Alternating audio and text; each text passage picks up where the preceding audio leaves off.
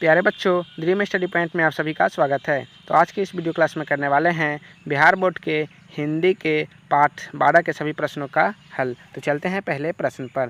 पहला नंबर प्रश्न दिया हुआ है, अपने मन का पीड़ा मन में ही क्यों छिपा कर रखनी चाहिए। तो इसका उत्तर हो जाएगा, किसी के सामने अपने पीड़ा को प्रकट करने से केवल उपहास ही सुनना पड़ता है। कोई हमारी पीड़ा को बांट नहीं सकता, इसलिए अपने मन की पीड़ा को मन में ही छिपा कर रखना चाहिए।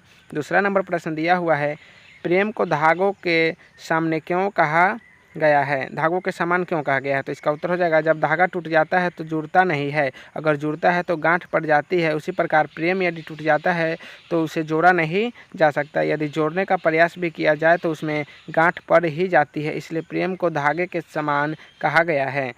तीसरा नंबर प्रश्न दिया हुआ है, किसी से कुछ मांगने के क्रम को कैसे बताया गया है और क्यों। तो इसका उत्तर हो जाएगा, किसी को कुछ मांगने के क्रम को मृत्यु के समान बताया गया है, क्योंकि यदि किसी से कुछ मांगते हैं या वह नहीं देता तो हमारा काम बिगड़ जाता है, अर्थात अपने काम को हम नहीं कर सकते, जैसे मरा व्यक्ति कुछ नहीं कर सकता। चौथा नंबर प्रश्न दिया हुआ है, सज्जनों की संपत्ति किस कार्य के लिए होती है। तो इसका उत्तर हो जाएगा, सज्जनों की संपत्ति परोपकार के लिए होती है, जैसे पेड़ परोपकार के लिए फलता है तथा नदियाँ परोपकार के लिए बहती है। पाँचवा नंबर प्रश्न है, रहीम के कुछ सूक्तियाँ नीचे दी गई है, पाठ के आधार पर उन उदाहरणों को लिखिए जो उन सूक्तियों के परिणाम स्वरूप दिए गए हैं। तो पहला है, अच्छे लोगों पर बुरे लोगों का संगति का बुरा प्रभाव नहीं पड़ता है। तो इसका उत्तर हो जाएगा, जो रहीम उत्तम प्रकृति का करी सकत कुसंग, चंदन विष व्यापत नहीं लपटे रहत भुजंग। दूसरा नंबर है, भले लोग सज्जन लोग परोपकार के कार्य पर खर्च करते हैं। तो इसका उत्तर हो जाएगा, तरुवर फल नहीं खात है, सरवर पियही न पानी, कही रहीम पर काज हित संपत्ति सचही सुजान। तीसरा नंबर है, हमें बड़े छोटे सभी का सम्मान करना चाहिए। तो इसका उत्तर हो जाएगा, रहीम देखी बरेन को लघु न दीजय डारी, जहाँ काम और सुई कहा करे तरवारी। अगला है, दूसरे का भला करने वाले को अपने आप भला हो जाता है। तो इसका उत्तर हो जाएगा, यो रहीम सुख होता है उपकारी के संग, बांटन वाले को लगे जो मेहंदी का रंग। लास्ट है, हमें किसी कार्य के लिए अत्यधिक व्याकुल नहीं होना चाहिए। तो इसका उत्तर हो जाएगा, कारज धीरे होत है काहे होत अधीर, समय पाई तरुवर फले के तही सिंचो नीर। तो पाठ से आगे का पहला नंबर प्रश्न है, ऐसे कोई दो अवसरों की चर्चा कीजिए जब आप दूसरे के लिए काम कर रहे थे और आपको अपना लाभ मिला। तो इसका उत्तर हो जाएगा, प्रथम अवसर में अपने घर पर कुछ साथियों को बुलाकर कुछ प्रश्न पूछते थे जो याद हो। ऐसा करने से हमारे छात्र मित्र तो समझते थे कि मैं केवल दूसरों की तैयारी को परखने में समय बिताता हूँ, लेकिन जितने प्रश्न मैं पूछता वे उत्तर देते सब मुझसे समझ जाता था और मैं परीक्षा में प्रथम स्थान प्राप्त किया।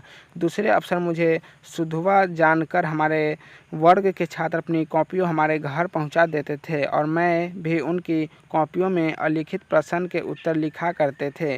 प्रारंभ में मेरी लिखावट अच्छी नहीं थी, परंतु अब लिखावट बहुत सुंदर हो गई है, तो क्योंकि मैंने दूसरों के लिए बहुत लिखा।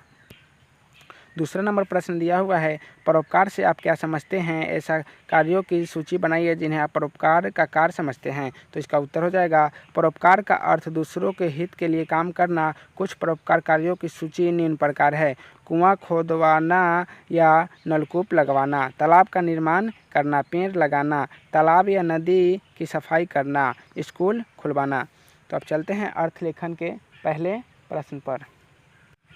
पहला है, जो रहीम उत्तम प्रकृति डैश लपटे रहे भुजंग। तो इसका अर्थ हो जाएगा, रहीम कवि के अनुसार जो व्यक्ति उत्तम स्वभाव का है उसको खराब व्यक्ति की संगति से कुछ भी दुष्प्रभाव नहीं पड़ेगा। जैसे चंदन के पेड़ में सांप लिपटा रहता है लेकिन चंदन पर उस सांप के बीच का कोई प्रभाव नहीं पड़ता है। दूसरा है, रहीम निज मन की डैश बाटी न लहे कोय। तो इसका उत्तर अर्थ हो जाएगा, रहीम कवि कहते हैं कि अपने मन के दम को मन में समेटे रहो, क्योंकि अन्य लोग तुम्हारे दुख को सुनकर केवल तुम्हारा उपहास ही करेगा, कोई भी तुम्हारे दुख को बांट नहीं सकता है। तीसरा हो जाएगा, रहीमन धागा प्रेम डैश गांठ पड़ जाए, तो इसका अर्थ हो जाएगा रहीम कवि का कहना है कि प्रेमी रूप धागा को आसानी से तोड़ने की कोशिश मत करो, क्योंकि प्रेम टूट जाने पर नहीं जुड़ता, यदि जुड़ता भी है तो उसमें गांठ पड़ जाता है, जैसे टूटे धागे को जोड़ने पर गांठ पड़ जाता है। चौथा नंबर है तरुवर फल नहीं काट दैत सचही सुजान, तो इसका अर्थ हो जाएगा वृक्ष अपना फल नहीं खाता, सरोवर अपना पानी नहीं पीता, उसी प्रकार सज्जन व्यक्ति अपने धन संचय परोपकार के लिए करते हैं। 5वां नंबर है रहीम देख वरेन डैश का कहा करे तरवीर, तो इसका अर्थ हो जाएगा रहीम कवि कहते हैं कि बड़े व्यक्ति या महान कार्य को पाकर छोटे को मत त्याग कीजिए, क्योंकि जहाँ सुई काम न आने वाला है वहाँ तलवार कुछ नहीं कर सकता है। 6ठा नंबर है रहीमन वे नरमर डैश मुख निकसत नाही, तो इसका अर्थ हो जाएगा रहीम कवि कहते हैं कि वह व्यक्ति मरा होता है जो किसी से कुछ मांगता है लेकिन उससे भी पहले वह मर जाता है, जिससे मुख याचक के लिए नहीं निकलता।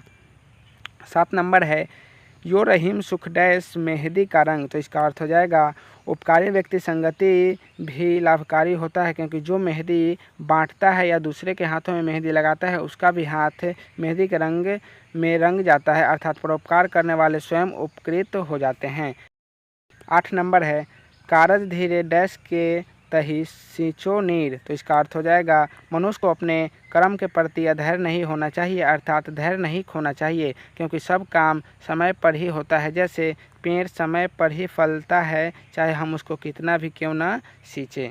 तो प्यारे बच्चों आज की इस वीडियो को यहीं समाप्त करते हैं, फिर मिलेंगे नेक्स्ट वीडियो में। वीडियो अच्छा लगा होगा तो वीडियो को लाइक कर दीजिएगा, चैनल को सब्सक्राइब कर दीजिएगा। तो प्यारे बच्चों आप सभी को वीडियो देखने के लिए बहुत बहुत धन्यवाद।